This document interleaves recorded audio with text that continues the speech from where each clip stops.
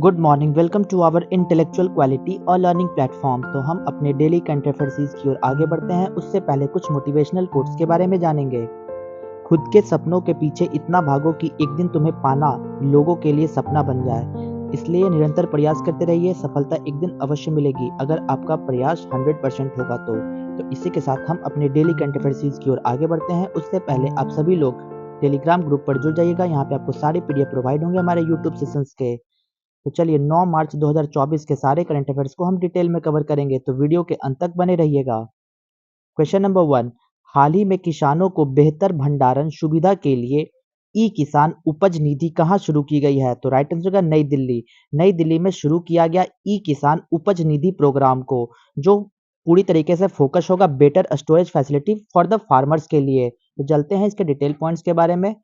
केंद्रीय मंत्री श्री पीयूष गोयल जी ने नई दिल्ली में warehousing development and regulatory authority की ई किसान उपज निधि लॉन्च की और इस पहल के तहत 2047 तक कृषि को आधार स्तंभ बनाकर एक विकसित राष्ट्र, विकसित भारत बनने की भारत की यात्रा में आधारशिला बनने के लिए तैयार हो चुका है।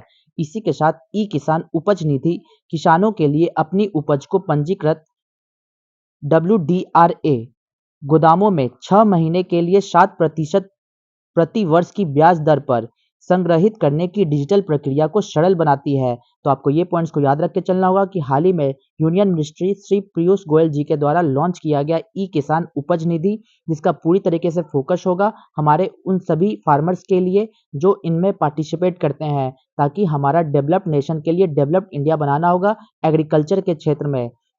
तो ये एम रखा गया है कि 2047 तक हम लोग विकसित भारत और विकसित राष्ट्र बनाने के लिए एकत्र होंगे और इसको यात्रा में आधारशिला बनाने के लिए हम लोग तैयार है, कृषि का आधार स्तंभ बनाने के लिए।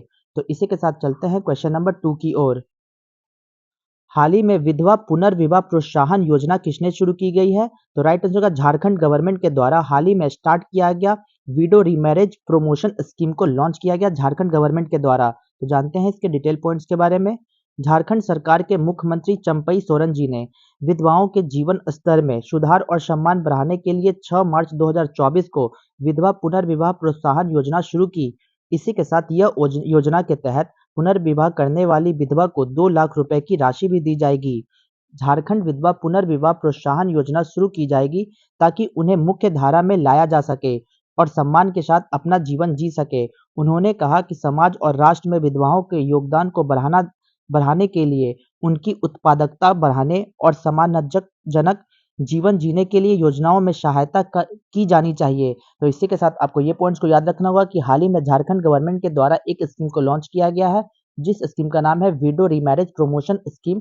इसके तहत 2 लाख का सहायता भी प्रदान किया जाएगा। तो चलते हैं क्वेश्चन नंबर 3 की ओर। हाल ही में भारत का पहला सरकारी स्वामित्व वाली ओटीटी प्लेटफॉर्म सी स्पेस किसने लॉन्च किया है? तो राइट आंसर हो जाएगा केरला। केरला गवर्नमेंट के द्वारा लॉन्च किया गया हाल ही में इंडिया का पहला गवर्नमेंट ओटीटी प्लेटफॉर्म, जिसका नाम रखा गया सी स्पेस। तो जानते हैं इसके डिटेल पॉइंट्स के बारे में। केरल के मुख्यमंत्री पिनारई विजयन ने हाल ही में भारत का पहला सरकारी स्वामित्व वाली ओटीटी प्लेटफॉर्म सी स्पेस लॉन्च किया। दर्शक सी स्पेस ऐप को 7 मार्च 2024 से प्ले स्टोर और ऐप स्टोर से डाउनलोड कर सकते हैं। तो आपको ये पॉइंट्स को याद रखना होगा कि हाल ही में केरला के सीएम पिनारई विजयन जी के द्वारा लॉन्च किया गया इंडिया का पहला गवर्नमेंट ओन्ड ओटीटी प्लेटफॉर्म, जिसका नाम है सी स्पेस, जिसको आप लोग प्ले स्टोर और ऐप स्टोर दोनों से 7 मार्च 2024 के बाद इसे डाउनलोड कर सकते हैं। तो इसका क्या फोकस होगा? तो सी स्पेस का प्रबंधन केरल राज्य फिल्म विकास निगम द्वारा किया जाता है, जो एक राज्य स्वामित्व वाली कंपनी है, जिसे केरल के सांस्कृतिक मामलों के विभाग की ओर से मलयालम सिनेमा और उद्योग को बढ़ावा देने का काम सौंपा गया है। तो आपको ये पॉइंट्स को याद रखना होगा कि ये पूरी तरीके से फिल्म इंडस्ट्री पे बेस्ड है, जो केरला गवर्नमेंट के द्वारा हाल ही में स्टार्ट किया गया सी स्पेस। ये पूरी तरीके से भारत गवर्नमेंट, इंडियन गवर्नमेंट के द्वारा ये ओटीटी प्लेटफॉर्म है। तो चलते हैं क्वेश्चन नंबर 4 की ओर। हाल ही में राष्ट्रीय युवा संसद महोत्सव 2024 में प्रथम स्थान किसने प्राप्त किया है? तो राइट आंसर होगा यतीन भास्कर। यतीन भास्कर ने पहला पोजीशन स्थान किया है for the national youth parliament festival 2024 के तहत। तो जानते हैं इसके डिटेल पॉइंट्स के बारे में। हरियाणा की एक होनहार प्रतिभा यतीन भास्कर दुग्गल प्रतिष्ठित राष्ट्रीय युवा सांसद महोत्सव 2024 के विजेता के रूप में उभरे। इसी के साथ यह घोषणा नई दिल्ली में आयोजित निर्णायक सत्र के दौरान की गई, जहां दुग्गल को उनके असाधारण प्रदर्शन के लिए प्रथम पुरस्कार से सम्मानित किया गया। और वहीं दूसरी ओर पुरस्कार वैष्णव पिचाई जो तमिलनाडु से बिलोंग करते हैं, और तीसरा पुरस्कार कनिष्क कर्मा जो राजस्थान को मिला है। तो आपको ये पॉइंट्स को याद रखना होगा कि यतीन भास्कर को फर्स्ट पोजीशन मिला है फॉर द किस क्षेत्र में, तो नेशनल यूथ पार्लियामेंट फेस्टिवल 2024 के तहत यतीन भास्कर को फर्स्ट पोजीशन मिला है, जो हरियाणा राज्य से बिलोंग करते हैं। तो क्वेश्चन नंबर 5 की ओर, हाल ही में भारत का पहला एआई शिक्षक आइरिस कहाँ लॉन्च किया गया है, तो राइट आंसर है केरला। केरला गवर्नमेंट के द्वारा पहली बार लॉन्च किया गया एआई टीचर जिसका नाम रखा गया आइरिस। तो जानते हैं इसके डिटेल पॉइंट्स के बारे में। भारत में पहली बार केरल के तिरुवनंतपुरम में एक स्कूल ने एक एआई शिक्षक जिसका नाम रखा गया आइरिस को पेश किया। इसी के दौरान जनरेटिव एआई पर आधारित और निर्माता प्रयोगशालाओं द्वारा बनाया गया रोबोट सीखने के परिदृश्य को फिर से परिभाषित करने के लिए तैयार हो चुकी। इसी के दौरान वीएसएससी की अंतरिक्ष भौतिकी प्रयोगशाला के निदेशक के राजीव ने केरल के केटीसीटी हायर सेकेंडरी स्कूल में आइरिस का उद्घाटन किया, जहां यह जल्द ही छात्रों को सबसे करीबी दोस्त बन गया है। तो आपको ये पॉइंट्स को याद रखना होगा कि ये जो आइरिस एआई बेस्ड एक जनरेटिव रोबोट है जो कहाँ पे लॉन्च किया गया है, तो केरला के केटीसीटी हायर सेकेंडरी स्कूल में इसको लॉन्च किया गया है। किस लेबोरेटरी के तहत, तो वीएसएससी स्पेस फिजिकल लेबोरेटरी के तहत इसको लॉन्च किया गया। इसी के दौरान एक रिपोर्ट के मुताबिक रोबोट घूम सकता है, बातचीत कर सकता है और छात्रों के सवाल का जवाब भी दे सकता है। छात्र रोबोट से इतने प्रभावित है कि एआई शिक्षक द्वारा ली गई कक्षाओं में शून्य अनुपस्थित देखी गई है। यानी कि इसका मतलब है कि वहां पे टोटल 100% प्रेजेंट को देखा गया अटेंडेंस को, जिसके दौरान ये हुआ कि इस एआई टीचर से पढ़ने के लिए बच्चे जागरूक हो रहे हैं और एआई को प्रमोट किया जा रहा है। तो आपको ये पॉइंट्स को याद रख के चलना होगा कि केरला गवर्नमेंट के द्वारा अनाउंस किया गया एआई टीचर जिसका नाम रखा गया है आइरिस, जो कहाँ पे, तो केरला के केटीसीटी हायर सेकेंडरी स्कूल में इसे लॉन्च किया गया। तो चलते हैं क्वेश्चन नंबर 6 की ओर। हाल ही में विश्व आर्थिक मंच ने भारत में कहाँ एआई केंद्र स्थापित करने के लिए एक समझौता पर हस्ताक्षर किए हैं, तो राइट आंसर है कर्नाटका। कर्नाटका में हाल ही में इंडिया का वर्ल्ड इकोनॉमिक फोरम के दौरान ये एग्रीमेंट में साइन किया गया है कि एआई सेंटर को स्थापना किया जाएगा, स्टैब्लिश की जाएगी कहाँ पे, तो कर्नाटका में इसका स्थापना होगा। तो जानते हैं इसके डिटेल पॉइंट्स के बारे में। कर्नाटक राज्य सरकार ने विश्व आर्थिक मंच के साथ एक रणनीतिक गठबंधन में राज्य में एक अत्याधुनिक एआई केंद्र की स्थापना की घोषणा की, और यह भारत में एआई को समर्पित वर्ल्ड इकोनॉमी फोरम का एकमात्र केंद्र होगा। इसी के दौरान आईटीबीटी विभाग ने एक बयान में कहा कि कर्नाटक केंद्र चौथी औद्योगिक क्रांतिकारी होगी, जिसमें नेटवर्क के लिए डब्ल्यूईएफ केंद्र का हिस्सा होगा, जो समावेशी प्रौद्योगिकी प्रशासन और जिम्मेदार डिजिटल परिवर्तित पर केंद्रित एक वैश्विक मंच होगा। तो आपको ये पॉइंट्स को याद रखना होगा कि वर्ल्ड इकोनॉमिक फोरम के दौरान एआई सेंटर को कहाँ पे स्थापित की जा रही है, तो कर्नाटका में इसका स्थापना होगा, स्टैब्लिश किया जाएगा, जिससे हमारा इंडिया एआई इंडिया कहलाएगा। जो वर्ल्ड इकोनॉमिक फोरम के दौरान पहली बार ऐसी की जा रही है कि कर्नाटका में एआई सेंटर का स्थापना होगा। तो चलते हैं क्वेश्चन नंबर 7 की ओर। हाल ही में महिला क्रिकेट इतिहास में सबसे तेज गेंद फेंकने वाली शबनीम इस्माइल किस देश से बिलोंग करती है, तो राइट आंसर होगा साउथ अफ्रीका। साउथ अफ्रीका की विमेन प्लेयर जिन्होंने सबसे ज्यादा फास्टेस्ट बॉल का रिकॉर्ड बनाया है, जो विमेन क्रिकेट की हिस्ट्री में पहली बार ऐसा हुआ है कि साउथ अफ्रीका से बिलोंग शबनीम इस्माइल जी के द्वारा सबसे ज्यादा फास्टेस्ट बॉल के रिकॉर्ड में उन्होंने अपना नाम को दर्ज किया है। तो जानते हैं इसके डिटेल पॉइंट्स के बारे में। दक्षिण अफ्रीका की तेज गेंदबाज शबनीम इस्माइल ने हाल ही में मुंबई इंडियंस और दिल्ली कैपिटल्स के बीच महिला प्रीमियर लीग मैच के दौरान 132.1 किलोमीटर प्रति घंटा की रफ्तार से गेंद फेंककर महिला क्रिकेट में एक महत्वपूर्ण उपलब्धि हासिल की है। तो आपको ये पॉइंट्स को याद रखना होगा। जो शबनीम इस्माइल है किस प्लेयर बिलोंग करती है, किस कंट्री से, तो साउथ अफ्रीका की प्लेयर है, जिन्होंने 132.1 किलोमीटर प्रति घंटा की रफ्तार में गेंद फेंककर महिला क्रिकेट में एक महत्वपूर्ण उपलब्धि को हासिल की।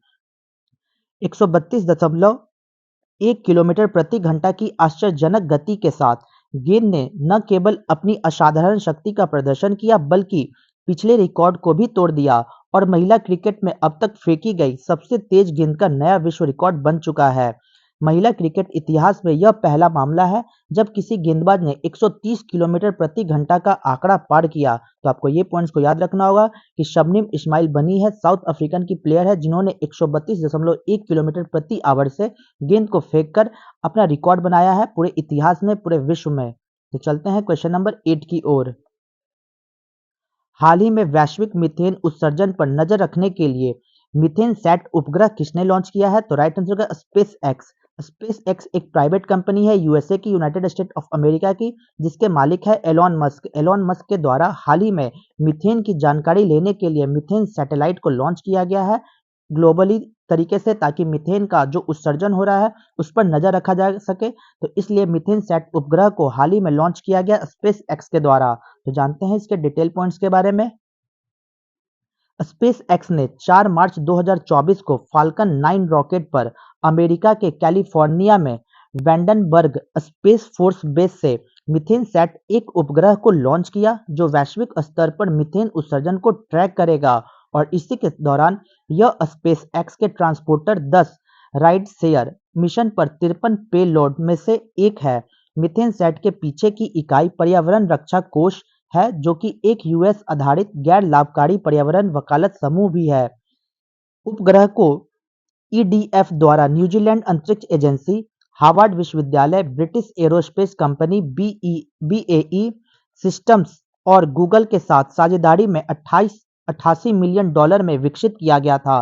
तो इसकी कुल लागत कितनी है? तो 88 मिलियन डॉलर है। इसमें बहुत सारी एजेंसी वर्क की है। तो आपको ये पॉइंट्स को याद रख के चलना होगा कि स्पेस एक्स के दौरान हाल ही में लॉन्च किया गया मीथेन सैटेलाइट जो पूरी तरीके से मीथेन से इमिशन होने वाली जो पूरे दुनिया में ग्लोबली मीथेन का उत्सर्जन हो रहा है उस पर निगरानी रखने के लिए स्पेस एक्स के द्वारा मीथेन सैटेलाइट को लॉन्च किया गया। तो चलते हैं अपने रिवीजन बैच की ओर। तो 8 मार्च 2024 के सारे करंट अफेयर्स को रिवीजन मोड में कवर करेंगे। क्वेश्चन नंबर 1, हाल ही में इंदिरा गांधी प्यारी बहना सुख सम्मान निधि योजना की घोषणा किसने की है? तो हिमाचल प्रदेश ने घोषणा की। क्वेश्चन नंबर 2, हाल ही में केंद्र सरकार द्वारा डाक द्वारा मतदान के लिए न्यूनतम आयु सीमा 85 वर्ष रखा है। क्वेश्चन नंबर 3, प्रधानमंत्री नरेंद्र मोदी 5,000 करोड़ रुपए के व्यापक कृषि विकास कार्यक्रम का शुभ आरंभ जम्मू एंड कश्मीर में किए हैं। क्वेश्चन नंबर 4, भारतीय राष्ट्रीय अंतरिक्ष संवर्धन और प्राधिकरण केंद्र ने हाल ही में सैटेलाइट और पेलोड प्रौद्योगिकी केंद्र का उद्घाटन गुजरात राज्य में किया है। क्वेश्चन नंबर 5, हाल ही में भारत की पहली अंडर वाटर मेट्रो रेल सेवा का उद्घाटन कोलकाता में किया गया। क्वेश्चन नंबर 6, हाल ही में देश के पहले राष्ट्रीय डॉल्फिन अनुसंधान केंद्र का उद्घाटन बिहार राज्य में किया गया। क्वेश्चन नंबर 7, हाल ही में किस राज्य की पारंपरिक आदिवासी पोशाक रीशा को जीआई टैग मिला है? तो वो त्रिपुरा से बिलोंग करता है। क्वेश्चन नंबर 8, हाल ही में हंगरी के नए राष्ट्रपति के रूप में तमाश शुलियोक को चुना गया। तो चलते हैं आज का क्वेश्चन ऑफ द डे में। तो आज का हमारा क्वेश्चन क्या है? 73rd amendment of the constitution of India is related to which among the following? Bharat के संविधान का 73वां संशोधन निम्नलिखित में से किससे संबंधित रखता है? तो ऑप्शन ए टाउनशिप से, ऑप्शन बी पंचायत से, ऑप्शन सी म्युनिसिपैलिटी से या ऑप्शन डी डिस्ट्रिक्ट बोर्ड से। तो आपको आंसर कमेंट बॉक्स में देना होगा। तो यहाँ तक वीडियो को देखने के लिए thank you so much guys. Video को ज़्यादा से ज़्यादा हो सके तो लाइक शेयर और सब्सक्राइब करें ताकि और भी कंटेंट आपके पास पहुँच जाए। जय हिंद, जय भारत दोस्तों।